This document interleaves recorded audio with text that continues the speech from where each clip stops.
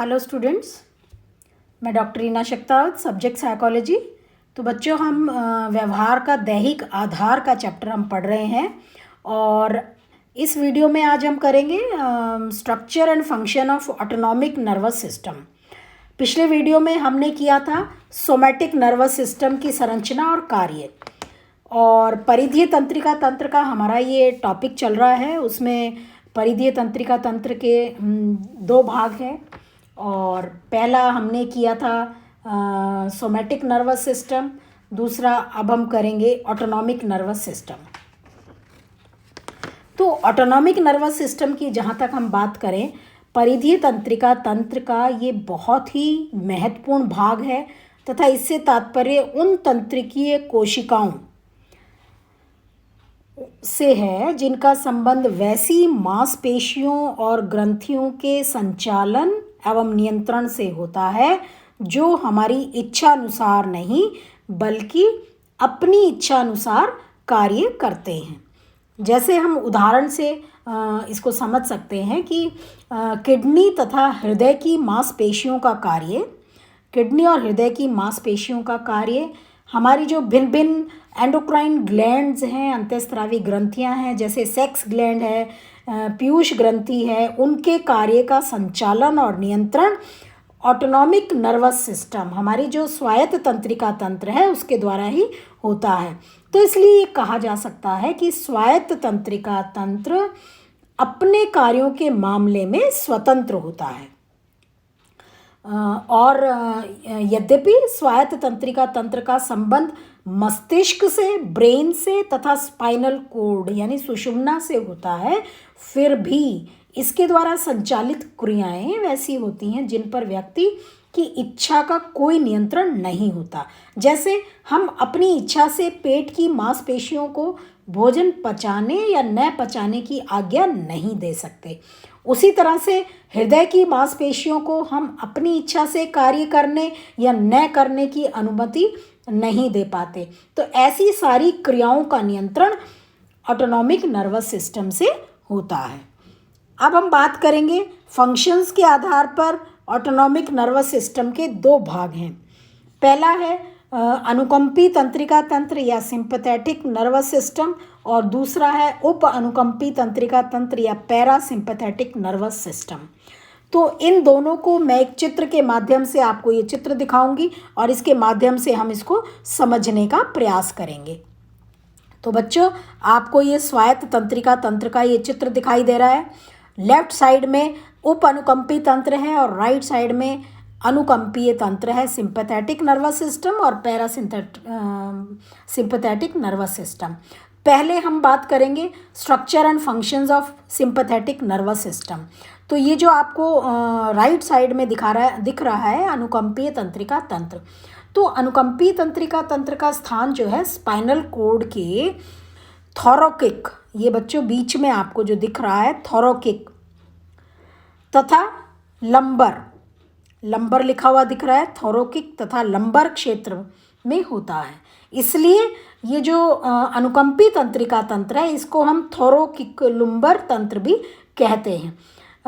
इस तंत्र में तंत्रिका कोशिकाओं के समूह तथा अनेक साधारण और जटिल जो संधि स्थल हैं वो पाए जाते हैं, और इस तरह की तंत्रिका कोशिकाओं का एक्सॉन मुख्य गैंग्लियन का निर्माण करते हैं तथा जिनका संबंध कुछ दूसरे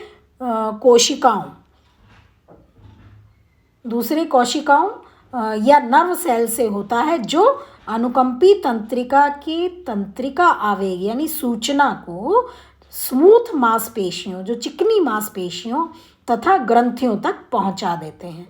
और यही कारण है कि जो अनुकंपी तंत्रिका तंत्र है वो एक पूरी इकाई के रूप में कार्य करने में समर्थ होता है, क्योंकि इस तंत्र द्वारा भेजे गए तंत्रिका आवेग यानी सूचनाएं एक ही साथ ग्रंथियों एवं चिकनी मांसपेशियों दोनों तक पहुंचती हैं। तो जब अनुकंपी तंत्रिका तंत्र यानी हमारा जो सिंपैथेटिक नर्वस सिस्टम है वो क्रियाशील होता है, तो व्यक्ति के भीतरी अंगों की क्रियाओं में महत्वपूर्ण परिवर्तन आता है।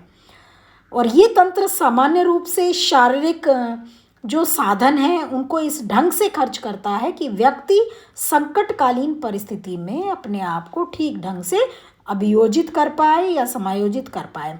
जैसे जब संकटकालीन परिस्थिति होती है तो जिसमें व्यक्ति को या तो क्रोधित हो गया हो या डर गया हो, तो ऐसी स्थिति में अनुकंपी तंत्रिका तंत्र अधिक क्रियाशील होकर हमारी जो एड्रिनल ग्रंथि है, एड्रिनल जो ग्लैंड होती है तथा जो हमारा पैनक्रियाज होता है, अग्नाशय, उसको उत्तेजित कर देता है, जिससे ब्लड में शुगर की मात्रा बढ़ जाती है और हमारा मेटाबॉलिज्म जो है उसकी गति तीव्र हो जाती है।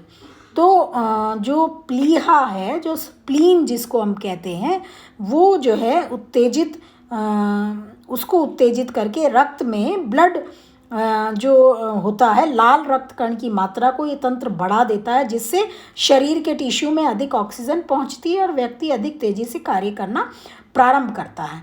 तो इस तंत्र के क्रियाशील होने से पेट और जो हमारी आंतड़ियां हैं उनमें खून की आपूर्ति जो है वो सप्लाई कम हो जाती है और शरीर की धारीदार मांसपेशियों में खून की आपूर्ति बढ़ जाती है और आँख की जो पुतली है वो बड़ी हो जाती है। तो इसमें लिखा हुआ है, ये दिख रहा है आपको, आँख की पुतली जो है वो उसका वो फैल जाती है, बड़ी हो जाती है। लार ग्रंथि थोड़ा धीमा कार्य करना शुरू कर देती है, लार का स्राव जो है वो रुक जाता है और जो हमारी हृदय ग्रंथि है जो है वो बहुत अधिक बढ़ जाती है और पसीने की ग्रंथियां जो हैं वो बहुत अधिक क्रियाशील हो जाती हैं। शरीर के बालों की जड़ की त्वचा में सिकुड़न आ जाती है और जो हमारा जो वृक्क है यानी किडनी जो है वो बहुत अधिक फैल जाती है और भीतरी स्राव जो है वो रुक जाता है। और इसके अलावा शरीर के बालों की जड़ की त्वचा में सिकुड़न आ जाती है कुछ खास पशुओं जैसे बिल्ली, कुत्ते आदि में, जिससे उनके शरीर के रोएं और बाल खड़े हो जाते हैं। तो इस तरह से जो सिंपैथेटिक नर्वस सिस्टम है वो जब क्रियाशील होता है तो व्यक्ति अपने आप को इस ढंग से तैयार कर लेता है कि वह बाहर की संकटकालीन परिस्थिति के साथ ठीक ढंग से एडजस्टमेंट कर सके। उसके बाद अब हम इधर लेफ्ट साइड में आपको बच्चों दिख रहा है पैरासिम्पैथेटिक नर्वस सिस्टम। तो इस तंत्र द्वारा तंत्रिका आवेग स्पाइनल कोड के कार्नियल में तथा सैक्रल क्षेत्र में, तो आपको सैक्रल दिख रहा है, सैक्रल क्षेत्र में होते हुए बाहर निकलता है और इस तंत्र को क्रोनियोसैक्रल तंत्र भी कहते हैं। ये पैरासिम्पैथेटिक तंत्र की जो गैंग्लिया है वो अनुकंपी तंत्र के समान एक जगह एकत्रित नहीं होती, बल्कि उन मांसपेशियों और ग्रंथियों के नज़दीक फैले होते हैं जिनमें वे अपनी सूचनाएं तथा तंत्रिका आवेग छोड़ते हैं। तो यही कारण है कि जो हमारा पैरासिम्पैथेटिक नर्वस सिस्टम है वो एक इकाई के रूप में सिंपैथेटिक नर्वस सिस्टम के समान कार्य ना करके थोड़ा थोड़ा करके कार्य करता है, अर्थात किसी खास समय में कुछ मांसपेशियों तथा ग्रंथियों में या तो तंत्रिका आवेग पहुंचता है परंतु कुछ में नहीं पहुंचता। तो जब हमारा पैरासिम्पैथेटिक नर्वस सिस्टम क्रियाशील होता है तो शारीरिक ऊर्जा का संचय होता है। जब शरीर विश्राम की अवस्था में होता है तो हमारा जो पैरासिम्पैथेटिक नर्वस सिस्टम है बहुत अधिक क्रियाशील होता है, यानी विश्राम की अवस्था में बहुत अधिक क्रियाशील रहता है और शरीर में ऊर्जा संचित होनी प्रारंभ हो जाती है।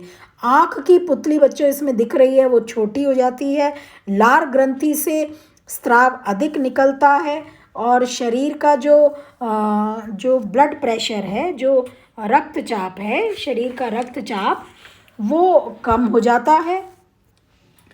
पेट तथा आंतड़ियों की सामान्य क्रिया जो है वो चालू हो जाती है और भोजन पचने की प्रक्रिया भी सामान्य हो जाती है।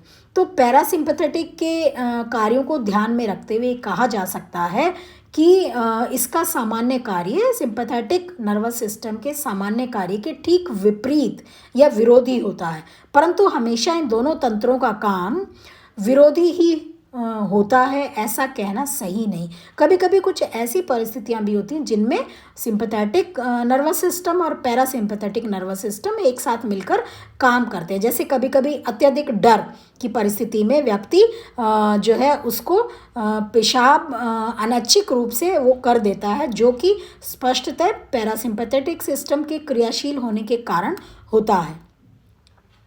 तो भय की अवस्था में सिंपैथेटिक सिस्टम भी क्रियाशील रहता है, और ये दोनों तंत्र जब अधिकतर परिस्थितियों में विरोधी कार्य करते हैं तो कुछ खास ऐसी जटिल परिस्थितियां होती हैं जिनमें दोनों तंत्र मिलकर कार्य भी करते हैं। तो हम ये कह सकते हैं कि जो ऑटोनॉमिक नर्वस सिस्टम है उसकी संरचना थोड़ी जटिल है, परंतु इसके द्वारा जो कार्य किए जाते हैं वो बहुत ही महत्वपूर्ण होते हैं। तो इस तरह से बच्चों ये हमारा था ऑटोनॉमिक नर्वस सिस्टम।